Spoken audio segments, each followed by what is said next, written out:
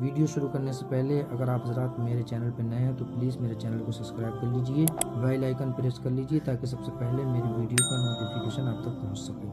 حضرت انس رضی اللہ تعالیٰ عنہ سے روایت ہے کہ رسول کریم صلی اللہ تعالیٰ علیہ وسلم نے پانی کا ایک برتن طلب فرمایا تو آپ صلی اللہ تعالیٰ علیہ وسلم کے لیے ایک چوڑے منہ کا پیالہ لایا گیا جس میں کچھ تھوڑا پانی تھا۔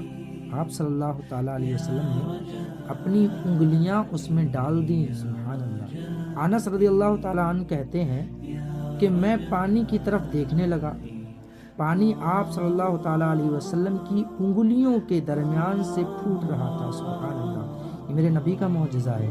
حضرت انس رضی اللہ تعالیٰ عنہ کہتے ہیں کہ اس ایک پیالے پانی سے جن لوگوں نے وضو کیا وہ 70 سے 80 لوگ تک تھے۔ سبحان اللہ، جنہوں نے میرے نبی کو دیکھا ہوگا وہ